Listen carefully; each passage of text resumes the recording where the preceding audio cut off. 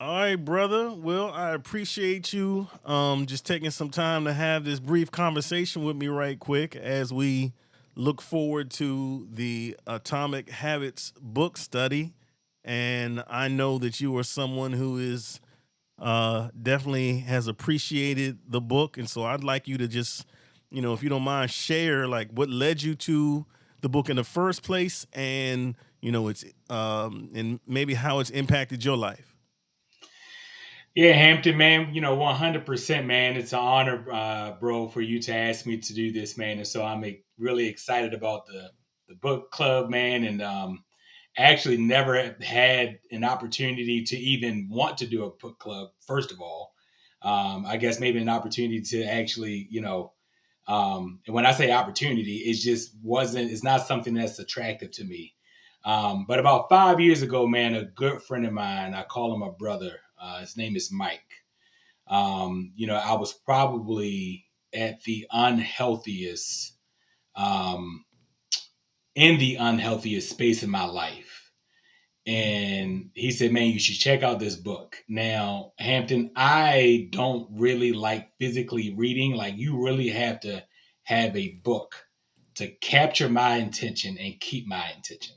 I will listen to Audible all day. I read books in college because I absolutely had to, but it's never been attractive. My wife is the complete opposite. She can read 300 pages in 2 days, and work a full day. But man, life was really happening, and people really didn't know what I was going through at the time. I Mm. felt I was struggling, as a provider, as a husband, as a father of my two babies. And I really, really was in an unhealthy space, really making unhealthy decisions with my health and what I ate and what I drank and, not working out. And, ironically, I just developed bad habits and didn't know it, over probably a 5 year span. I had weighed my heaviest at the time, and I had shared with a good friend of mine where I was, and he was probably one of the few people who really knew that, man, I just wasn't healthy. He said, "Man, you should check out this book." And I didn't check it out at the time. I bought the book, like I had bought several books in the past. Didn't read it, and I really had a breakthrough, man, and I'll call it the tired breakthrough. I was just tired. I was tired, man. I said, "Man, it's time for me to make some changes." And I really believe, man, God really kind of just put this book really back into my memory, to start reading it. And at this time, I had made a decision not to, you know, do anything from a quick, you know, reactive overnight success process. I really had a mindset shift of how I wanted to live my life for the rest of my life. I wasn't going to get on a diet pill to try to lose this weight. I wasn't going to, try to do anything temporary. What I was doing wasn't working. And in Western culture, everything is about fast results, speed, and that just wasn't working for me, man. And so I picked up the book, and quite frankly, Hampton, I haven't put it down since. I read the book. It probably took me 8 months to read the book, and I was reading it for the first time in my life. I was reading something outside of the Bible, and I was looking to actually apply it to my Right. life. Right. Um, and the subtitle is "Tiny Changes and Remarkable Results." And so for the first time, I was sold out on putting one foot in front of the next. Mm. For the first time, man, I was sold out on, okay, it's 3 o'clock. What am I supposed to be doing at 3:01 and 3:02? Right. He Wow. says in the book, don't miss twice. And so for the first time, I actually learned how to not being a perfectionist, right? Mm. Not how to I learned how to make a mistake and not kill myself for the mistake. Because in the past, I would kill myself for the mistake, eat something bad for breakfast, and now the whole day got to be a mess, Right. right? The whole week got to be a mess, man. And so that this book, and it kind of really taught me a new pattern. And so when I read now, I actually highlight stuff and then I'll go back and type out what I highlight. And then as a part of my own self-care in the morning, I'll just sit in that sentence for a week, Hmm. and I'll read the same sentence over and over for a week. And then when the next week happens, I sit in the next sentence. And I do that with two books, and one of them is Atomic Habits, man. And so I would say that it has changed my life, and to change. It's continuing to change my life because there's no destination with the principles. It's a lifestyle. It's not a place that you land. It's a place that you continually do. It's a place that you are always consciously aware of, and it's something that you don't stop. It's something that you don't give up. It's something that you never arrive. And I'm a believer, man, that if you can get the principles of atomic habits and you allow it to really just change how you view life and how you view success, which is one step at a time, or getting back to one step at a time, then man is going to change your life for the better. So Man, that's dope, man. Wow, you said a lot right there. And just for clarification, how long ago was it that you started reading this? I partner of mine put me on the book 5 years ago, and I started reading it maybe like a year and a half later. And Okay. so I completed the book, let's say maybe 3 years ago. Okay. But I since then I'm in this book every week Right. as And a I guess reminder. that's the part I wanted to capture is the fact that Yeah. like it wasn't like you read this book years ago, you put it back on the shelf, and that was that. Like as long as 3 years ago you read this, but there's still things that you're constantly reflecting on and going back to. And I think that says a lot about the book. Yes. I think it says a lot about you too. That you took it that serious and being able to be consistent with applying, the principles. So yeah, man, I think that's dope. And That's dope. man, let me say one thing about your comment around it says a lot about me too. I was not this way. I wasn't. I didn't have the perspective of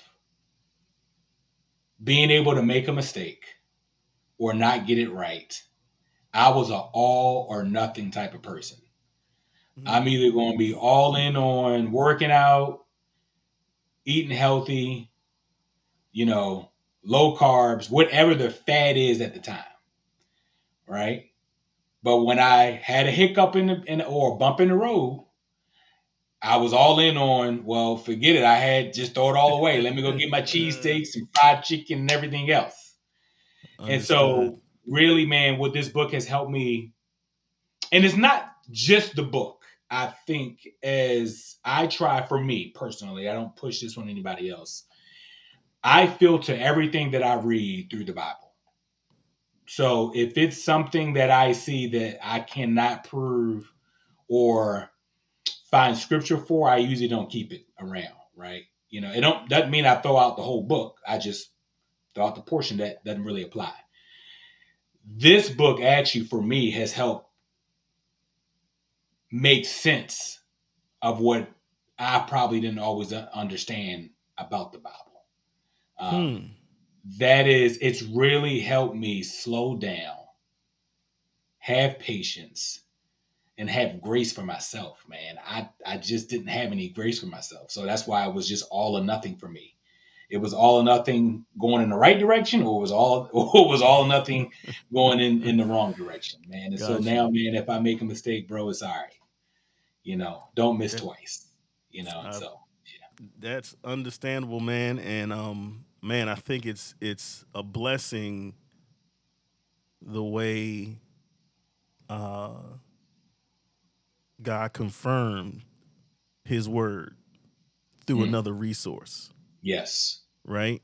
and and and through you being able to see and experience um his blessings and promises and things by implementing certain practices, although the inspiration may have come from another resource, but the fact that you can still reflect on it and make that connection, yeah, I think that's dope.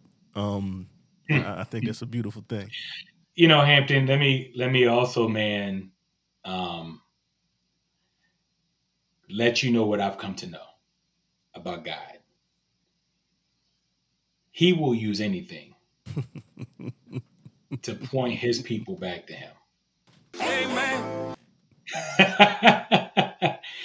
He will use anything, man, anything to point his people back to him. And so I want people to know, man, it don't matter what you're doing, Mm. what you've done. I don't care if it's a drug, a person, a substance, um, food, social media, whatever you're going through in your life where you're out of balance. He will use anything to point his people back to him. And one of the many things to point me back to him is this book.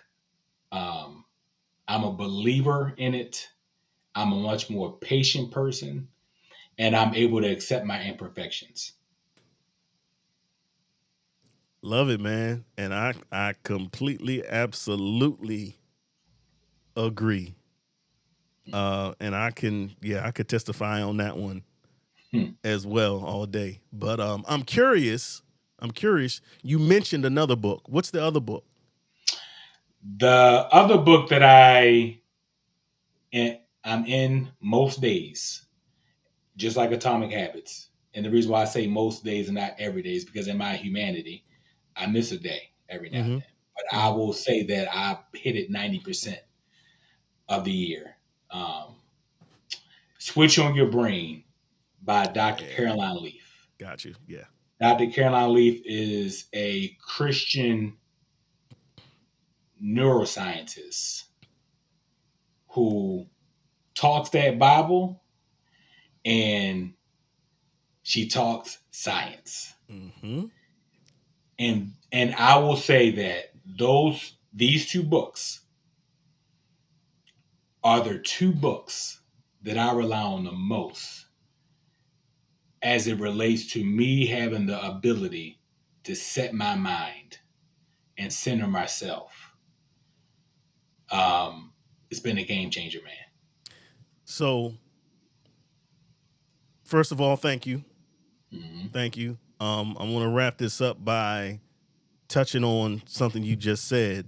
But before I wrap it up, I want to ask, in the future, do you think you'd be willing to come back and have a conversation about Switch on Your Brain? In the future, now, 10 years from now, I'm convinced it. And I don't want to be overly dramatic. These two books, man, probably saved my life. Mm. Mm. And what I mean by saving my life, even if I'm alive with breath in my body, with the gift of breathing and the gift of hearing, I would not be flourishing. Mm. I would be probably a dead man walking. Wow. And there are a lot of people, man, who are walking around dead, just existing. Mm. And I was one of those guys. You know, doesn't mean, man, that I don't have any sad days, but I can sit in my feelings in this phase of my life and recognize that my feelings can't kill me. Mm.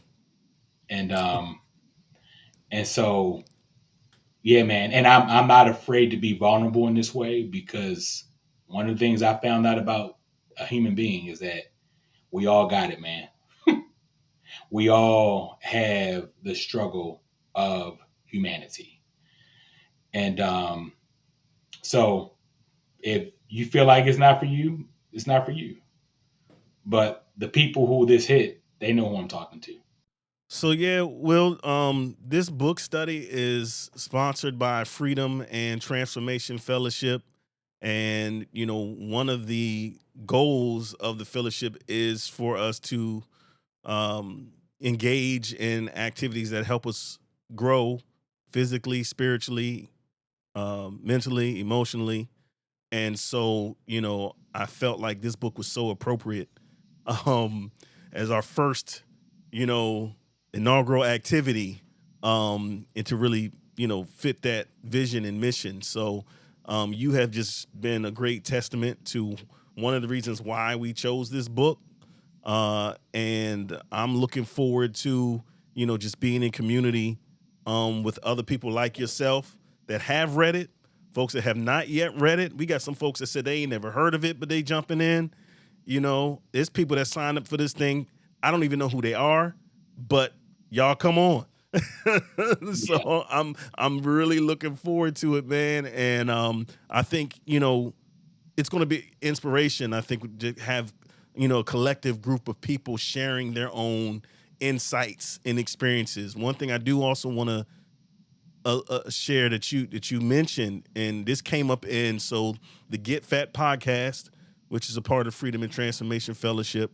Um, we just did our first episode of season 3, and it was a conversation about the book with a group of other Hmm. people. And one of the things we got into was some of what you mentioned, and the fact that like there are absolutely uh parallels with this book and biblical principles. Hmm. And it's no mystery, right? It's no mystery because he gets into some behavioral health, some neuroscience, some psychology, and different things in the book. And I mean, God created all of that. Hmm. Right. Absolutely. And so Yep. it's so I just think being able to make those connections too is a beautiful thing, which is why in a future date we are going to circle back around to Caroline Leaf and switch on your Yes. brain. We're gonna Yes. tackle this. We're gonna tackle these atomic habits first, Hmm. but we absolutely coming back around to that because I do think that's also just some life changing stuff going on there as well. So, um, Atomic Habits virtual book study starts March 4th. You can go to fatfellowship.org/book study and sign up. It's open to any and everybody, young, old, black, white, whatever. Come on, experience with us. It will be virtual, it will be on Zoom. And we're looking at it's going to be every 2 weeks, actually, every first and third Tuesday. We're calling them Fat Tuesdays. And so every first and third Tuesday through the month of March, April, and May. And we're going to tackle the book is broken up into 6 sections. And so we're going to come to the table. So March 4th, come prepared, having read the first section, and then we'll be able to talk about it. But hey, even if you didn't have a chance to get the reading done, just come on. Just come on. If you don't have a book, hit me up and let me know. I'll send you the book, audio book, ebook, hard copy, don't matter. I'll send the book to you. So again, Will, man, thank you so much, brother. You said a lot, and I think it's going to inspire a lot of folks. And I appreciate your time. Thank you, Anthony, man. Look, man, thank you for doing this, man. You didn't have to. Taking action is hard. And so it's very fitting that we are doing this book, man, because I think it's really going to help a lot of people. Like it's continually to help me. So thank you, brother. No doubt. All right, man.